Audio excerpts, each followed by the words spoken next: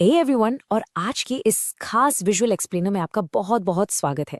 आज हम एक ऐसी मिस्ट्री अनकवर करने वाले हैं जो आपने टीवी पर या अपने स्कूल के स्पोर्ट्स डे पर हजारों बार देखी होगी, पर आई बेट आपने कभी उस एंगल से सोचा नहीं होगा। हम बात करने वाले हैं हिडन मैथ इन स्पोर्ट्स की। एथलेटिक्स ट्रैक और उनके पीछे छुपे मैथमेटिक्स की ये जर्नी बिल्कुल माइंड ब्लोइंग होने वाली है। So get ready to see the world of sports completely through a mathematical lens. अब जरा यहाँ ध्यान से देखिए। यहाँ एक 4x100 metres relay race start होने ही वाली है। सभी एथलीट्स ट्रैक पर अपनी अपनी स्टार्टिंग पोजीशंस ले चुके हैं।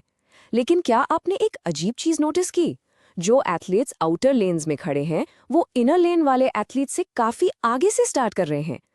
उनकी स्टार्टिंग लाइन एक सीधी लाइन में नहीं है बल्कि आगे की तरफ शिफ्ट हो रही है। Okay, let's dive into this. आखिर ये स्टैगर क्यों होता है? कहीं आउटर लेन्स वालों को रेस में कोई अनफेयर एडवांटेज तो नहीं मिल रहा? Are they cheating? या फिर इसके पीछे कोई बहुत ही solid full proof logical reason है? वेल, इस सवाल का जवाब जानने के लिए हमें ज्योमेट्री के कुछ बहुत ही बेसिक और इंटरेस्टिंग मैथमेटिकल कॉन्सेप्ट्स को समझना होगा। तो ट्रैक के डिस्टेंस को समझने के लिए हमारी शुरुआत होती है एक सिंपल इंग्लिश टर्म से, पेरीमीटर। पेरीमीटर आखिर क्या होता है? इमेजिन कीजिए एक छोटा सा इंसेक्ट किसी भी शेप के बॉर्डर पर चलना शुरू करता है और पूरा चक्कर लगाकर वापस अपने स्टार्टिंग पॉइंट पर आता है। ये जो टोटल डिस्टेंस उसने चौक कर ट्रैवल की ना, एग्जैक्टली वही उस शेप का पेरीमीटर है। रियल लाइफ में देखना चाहते हैं? अगर आपके पास एक रेक्टेंगुलर गार्डन है और आपको उसके चारों तरफ फेंसिंग लगानी है, तो फेंसिंग की लेंथ निकालने के लिए आप एक्चुअली गार्डन का पेरीमीटर कैलकुलेट कर रहे होते हैं। सीधी लाइंस का पेरीमीटर निकालना तो बहुत आसान है, बस सारी साइड्स की लेंथ को ऐड कर दो। लेकिन एथलेटिक्स ट्रैक पूरा का पूरा स्ट्रेट लाइन से तो नहीं बना होता, राइट? उसमें कर्व्ड सेक्शंस होते हैं और यही एंट्री होती है सर्कमफ्रेंस की। जब हम किसी सर्कल के पेरीमीटर की बात करते हैं तो हम उसे सर्कमफ्रेंस कहते हैं।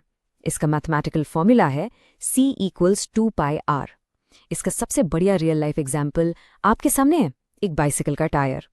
जब ये टायर एक पूरा राउंड घूमता है तो वो ग्राउंड पर लिटरली जितनी डिस्टेंस कवर करता है वो उस टायर की सर्कमफ्रेंस के एकदम बराबर होती है। अब जरूरी थोड़ी है कि हम हमेशा पूरे सर्कल की ही बात करें। अगर हम सर्कल का सिर्फ एक छोटा सा हिस्सा लें तो उसे हम आर्क लेंथ कहते हैं।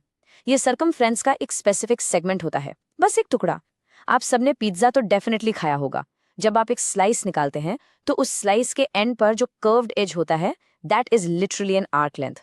ट्रैक के जो घुमावदार या कर्व्ड हिस्से होते हैं वो बेसिकली सर्कल्स की आर्क लेंथ ही होते हैं।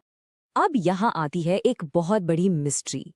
एंशिएंट टाइम से ही स्कॉलर्स ने एक अजीब चीज नोटिस की थी। चाहे सर्कल कितना भी बड़ा हो या कितना भी छोटा, उसके सर्कमफ्रेंस और उसके डायामीटर का रेशियो हमेशा सेम रहता है। ये मैजिक C/D रेशियो आखिर क्या है? ये कोई आम नंबर नहीं है, ये मैथमेटिक्स का एक बहुत बड़ा सेलिब्रिटी है। Any guesses? जी हाँ, हम बात कर रहे हैं पाई की। पाई की ये मैथमेटिकल जर्नी सच में बहुत ही फैसिनेटिंग है। देखिए, 3rd सेंचुरी BCE में आर्किमिडीज ने इसकी वैल्यू एस्टिमेट की थी। फिर 499 CE में इंडिया के ग्रेट मैथमेटिशियन आर्यभट्टा ने 3.1416 की एकदम एक्यूरेट वैल्यू दी। चाइना में जू चोंगजी ने एक ब्रिलियंट फ्रैक्शन 355/113 खोज निकाला। और फिर 14th सेंचुरी CE में इंडिया के माधवा ने तो लिटरली गेम ही चेंज कर दिया अपनी इन्फिनिट सीरीज के साथ। और फाइनली 1706 में विलियम जोन्स ने इस रेशियो को दर्शाने के लिए ग्रीक सिंबल पाई का यूज किया, क्योंकि ग्रीक वर्ड पेरामेट्रोस लेटर पाई से शुरू होता है। यहाँ आर्यभट्टा की एक बहुत ही प्रोफाउंड इनसाइट को हाईलाइट करना जरूरी है। उन्होंने अपनी पाई की वैल्यू 3.1416 देने के बाद एक खास संस्कृत वर्ड यूज किया, असन्ना, जिसका मतलब होता है अप्रोचिंग या अप्रॉक्सीमेट। सोचो, उन्हें तभी ये रियलाइज हो गया था कि आप पाई को कभी भी एक सिंपल एग्जैक्ट फ्रैक्शन में नहीं लिख सकते। ये वैल्यू बस रियल वैल्यू के बहुत करीब है, पर एकदम एग्जैक्ट नहीं। And this brilliantly illustrates our next point. Pi क्यों इतना स्पेशल क्यों है? पाई की वैल्यू एक्चुअली एक ऐसी ट्रेन की तरह है जो कभी रुकती ही नहीं। 3.141592653538 और ये चलता ही जाता है, क्योंकि पाई एक इरैशनल नंबर है। इसका मतलब इसके डेसिमल्स कभी रिपीट नहीं होते और ना ही कभी खत्म होते हैं। कोई भी सिंगल रैशनल फ्रैक्शन इसे पूरी तरह कैप्चर कर ही नहीं सकता। इस नंबर को कैलकुलेट करने के अप्रोचेस टाइम के साथ ड्रास्टिकली चेंज हुए हैं। पहले स्कॉलर्स ज्योमेट्रिक कटिंग यूज करते थे, जिसमें सर्कल्स को छोटे छोटे पॉलीगन्स में काट कर मेजर करते थे। लेकिन 14th सेंचुरी में माधव ने एनालिटिकल समिंग का कॉन्सेप्ट देकर सब कुछ बदल दिया। उन्होंने एक इन्फिनिट सीरीज बनाई। ये कोई छोटी मोटी बात नहीं थी, this was a tectonic shift.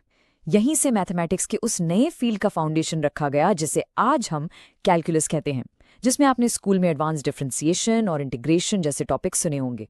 Madhava की इस रेवोल्यूशनरी फॉर्मूला की वजह से उस जमाने में हम पाई की एग्जैक्ट वैल्यू 11 डेसिमल प्लेसेस तक कैलकुलेट कर पाए थे। 3.141592653558 ये वो टर्निंग पॉइंट था जिसके बाद रामानुजन जैसी जीनियसेस ने ऐसी एल्गोरिदम्स बनाई कि आज मॉडर्न कंप्यूटर्स पाई की वैल्यू ट्रिलियंस ऑफ डिजिट्स तक कैलकुलेट कर सकते हैं। बट डोंट वरी, हमारे ट्रैक इवेंट की मैथ सॉल्व करने के लिए सिर्फ 2 डेसिमल प्लेसेस 3.14 भी परफेक्टली काफी हैं।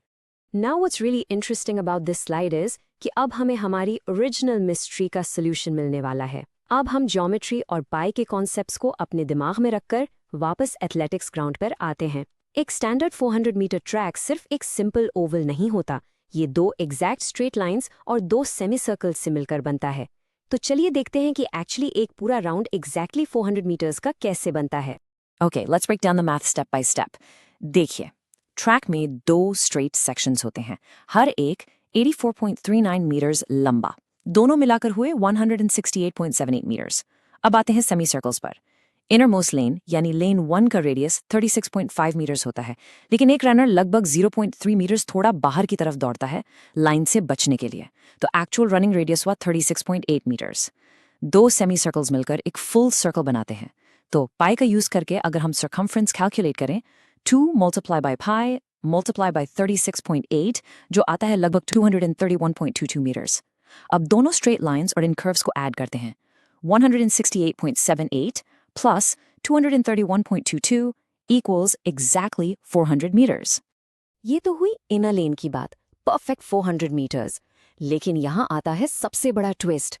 ट्रैक पर सभी रनर्स एक ही सिंगल लाइन पर तो दौड़ नहीं सकते ना, हर रनर को अपनी अलग लेन चाहिए होती है और हर लेन की स्टैंडर्ड विड्थ होती है 1.22 मीटर्स। अब इसका सीधा सा मतलब क्या निकला? जैसे जैसे आप बाहर की लेन्स यानी लेन 2, 3 या 8 की तरफ जाएंगे, हर लेन के साथ सेमी सर्कल का रेडियस 1.22 मीटर्स बढ़ता जाएगा। रेडियस बड़ा हुआ तो मैथमेटिकल रूल के हिसाब से उसका सर्कमफ्रेंस भी बड़ा होगा।